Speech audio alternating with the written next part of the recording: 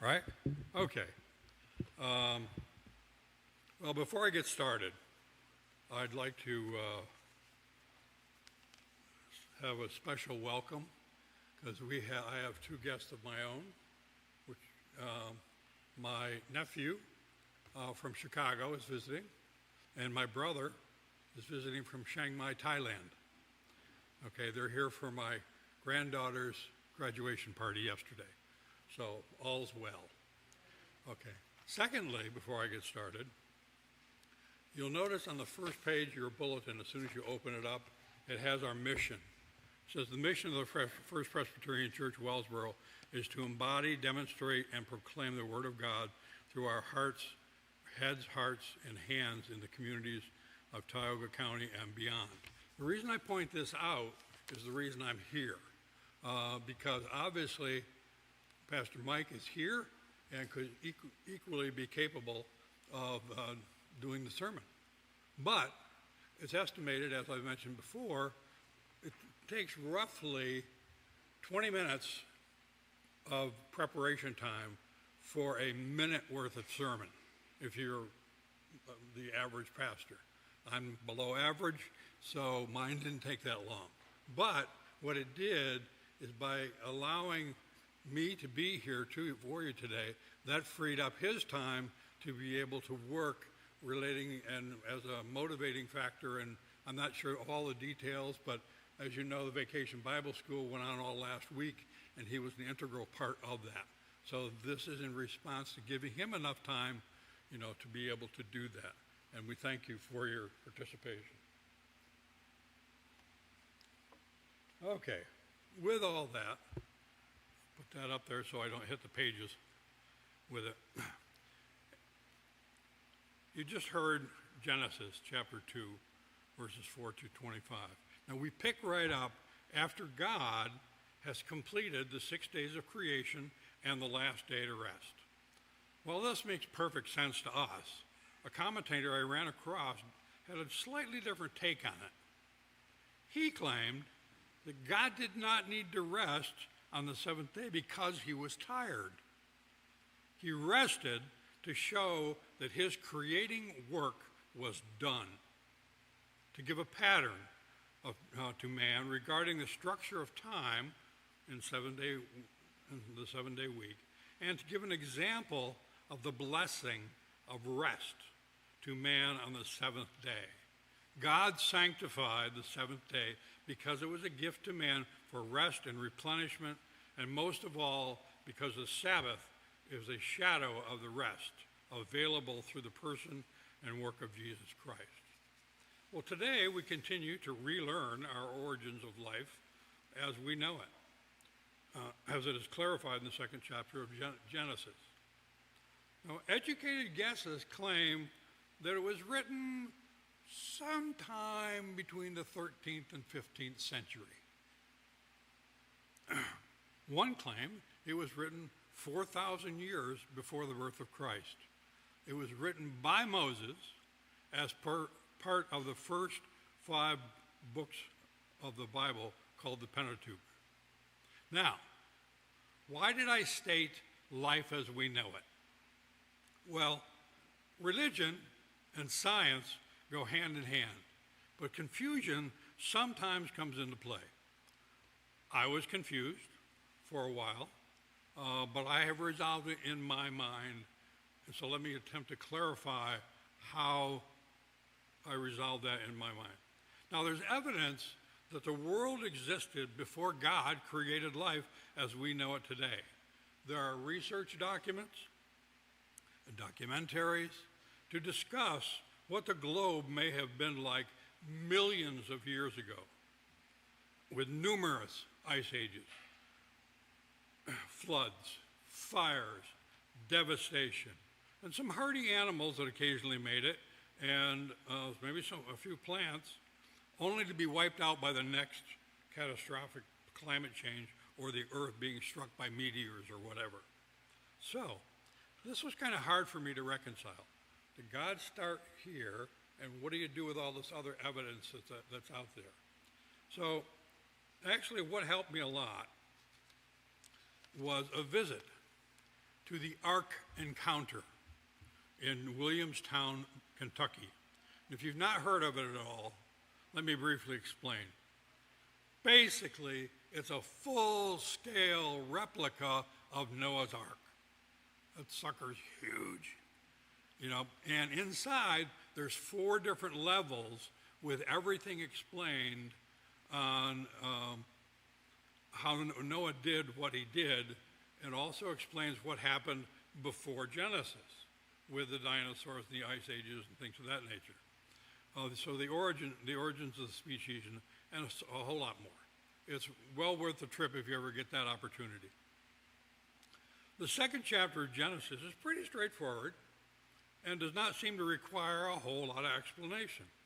It's easy to understand what God intended to do and how he did it. I could stop right there, but that's not the purpose of a sermon. A sermon is an opportunity to help explore why we bother to learn about the Bible, what precedents are found for us, and what brought us to where we are today.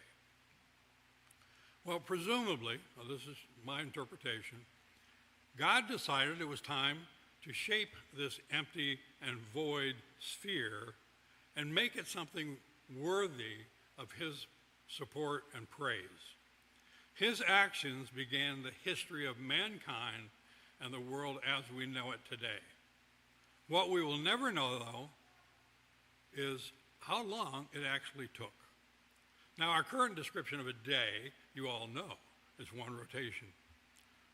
Commentators, though, plant the thought that perhaps a day wasn't just a day. Maybe it was a month. Maybe it was a year.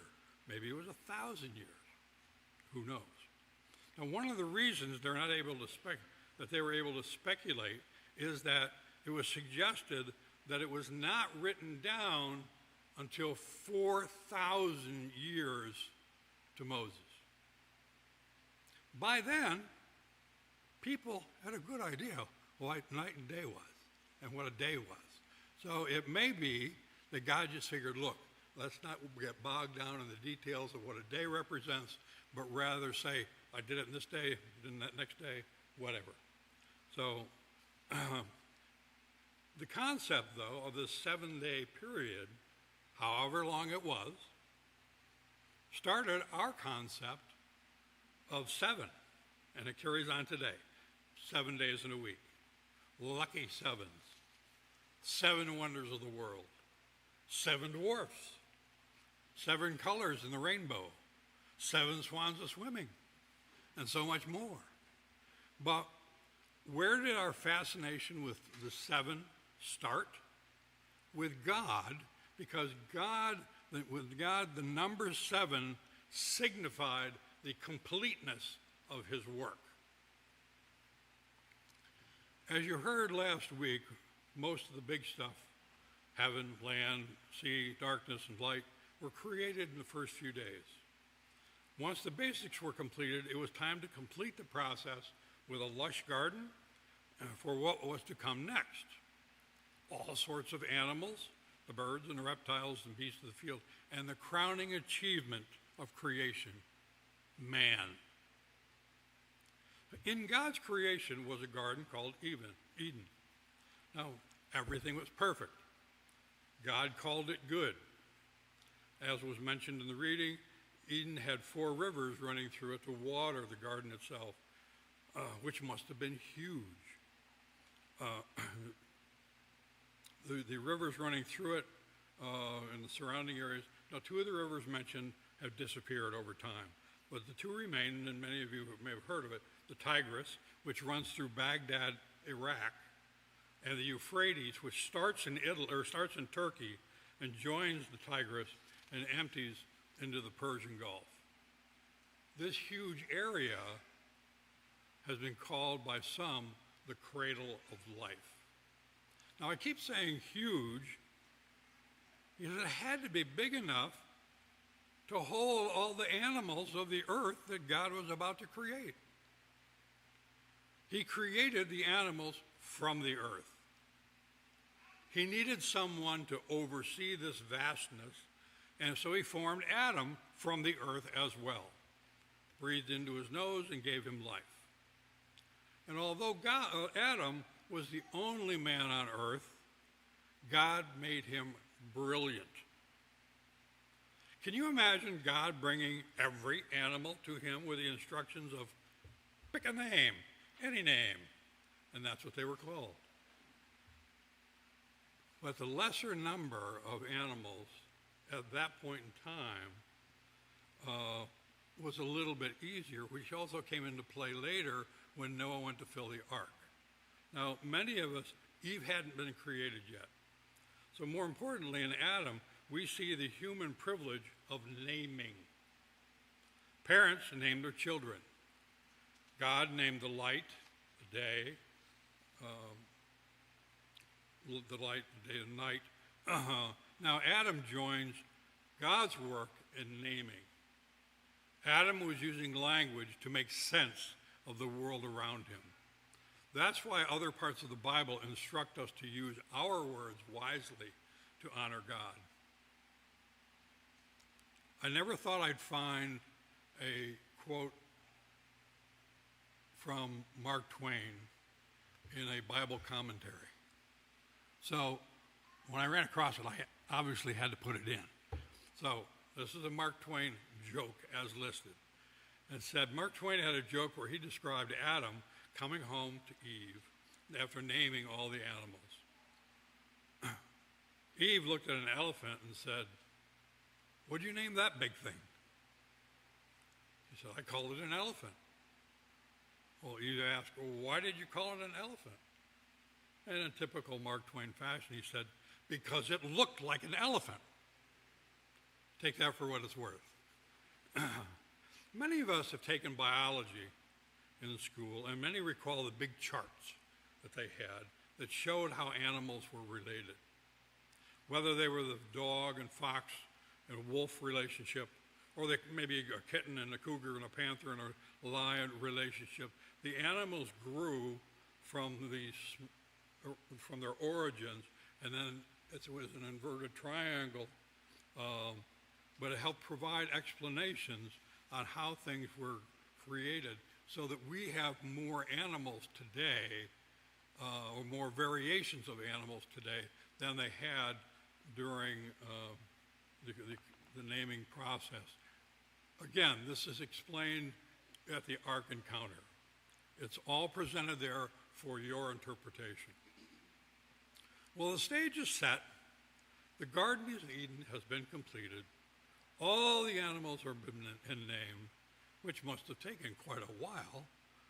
And Adam is just kind of hanging out, but not for long.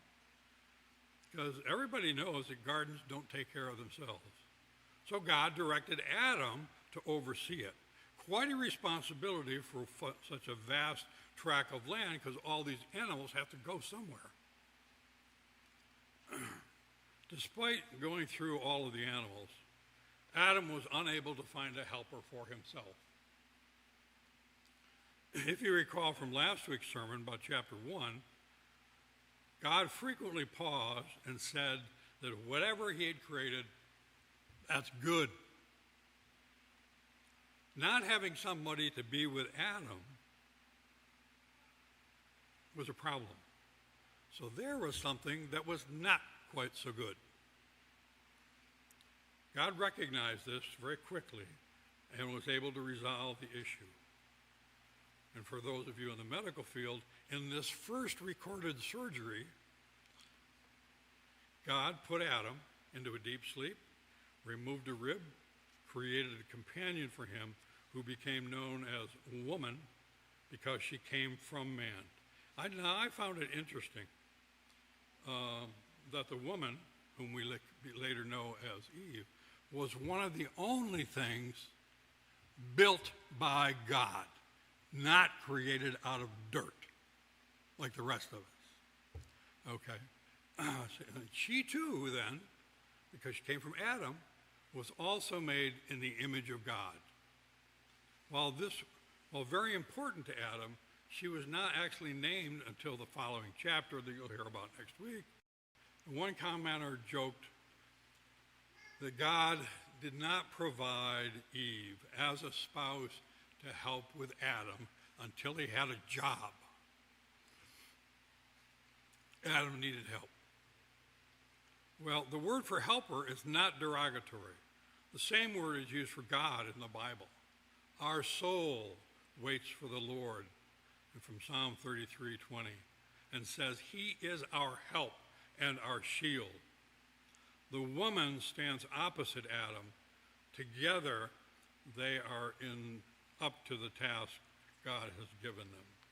And as was said before, now the man said, now this is bone of my bones and flesh of my flesh.